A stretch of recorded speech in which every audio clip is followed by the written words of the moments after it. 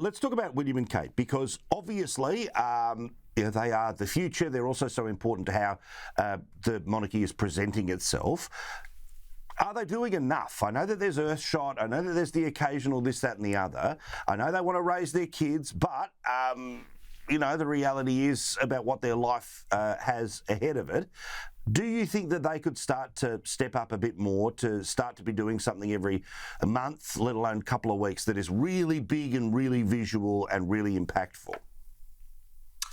Well, listen, first and foremost, let me sit on the fence with this one before I delve into it, because I think that they have a difficult situation at hand, because they've been pretty much waiting to see what the king wanted to do, whether he would get out to see the realms, shall we say, whether he was come down under for 2 or 3 weeks, out to Canada, where was he going to go in the Caribbean, was he going to go to Europe? So many different things were at play, and I think that they were pretty much handcuffed in terms of their plans. They couldn't decide whether to get over to Australia. Was the king going to go over there first? I know we'd have Princess Anne over a few months ago. However, where is their position within the monarchy? I mean, that seems ridiculous to say that, but they kind of have to fit into a box until the king decides what he's going to do. We've had this transitional year finished now. Now we're going to see a bit of activity, hopefully towards the end of the year, and then the next 12 months afterwards. Talk of the king going to Kenya in the next few weeks. Obviously, that will be a big Commonwealth country ticked off.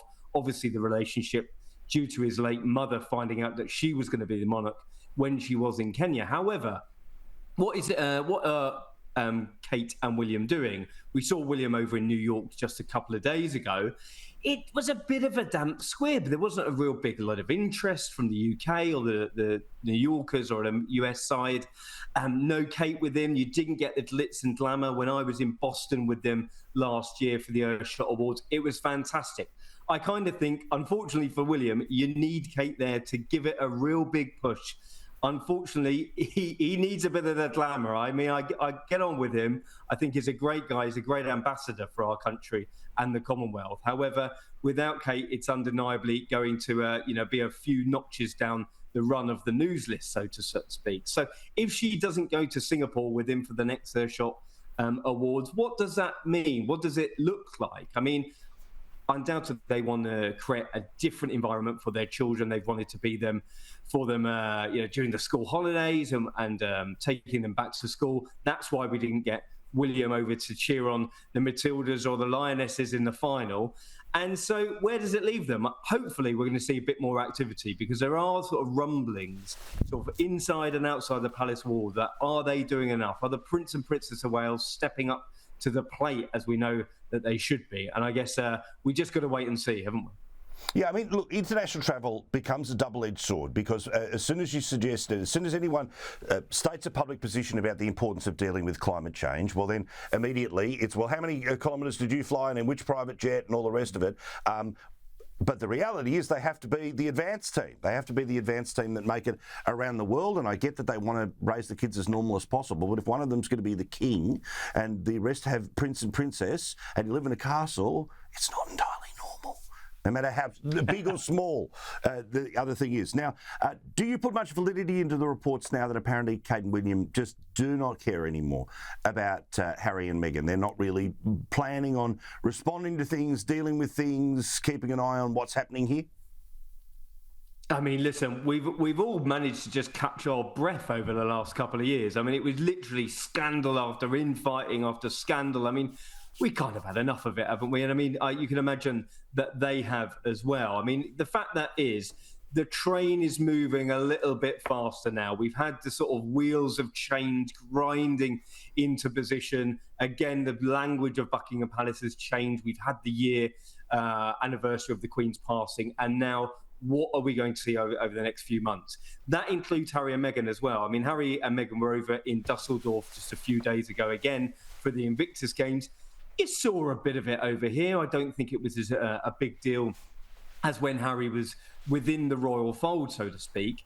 Listen, I'm sure of a fashion that they wish him well. I think they wish that Harry and Meghan would go away, take stock of what has happened over the last few years and try and make their lives work for themselves, because it isn't going to be trashing the royal family. It isn't going to be coming out with another book or another Netflix series and just using their position to just absolutely lay on the royal family like they have been over the last couple of years. Where has it got them?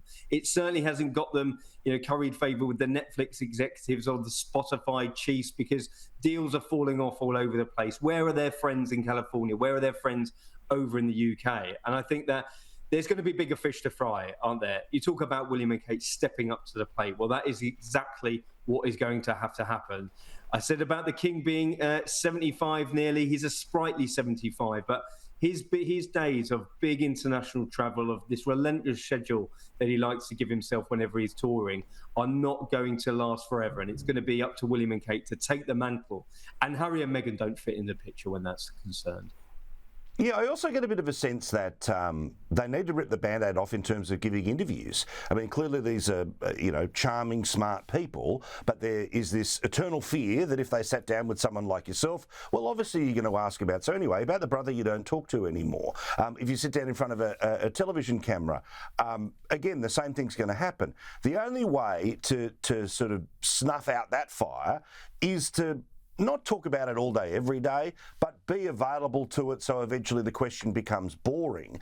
Do you think that's part of this as well here? Where I get it, the Prince of Wales is sort of the one step away, on his way to becoming the monarch, but the reality is it's all well and good to have sort of the speeches, but there's not really interaction there.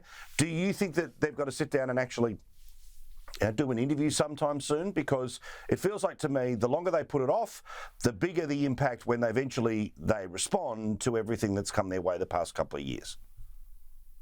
Well, listen, we haven't really heard from William at all, haven't we? We've, I can speak to people in the palace all day long, and they will tell you that the mood music has shifted from one of disappointment, anger, to pretty much wanting to leave Harry and Meghan behind, get on with the job in hand.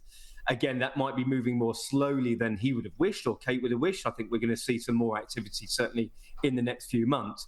But in terms of Harry and Meghan, we're not going to hear from them from the horse's mouth. I think we've seen them had a lot to deal with.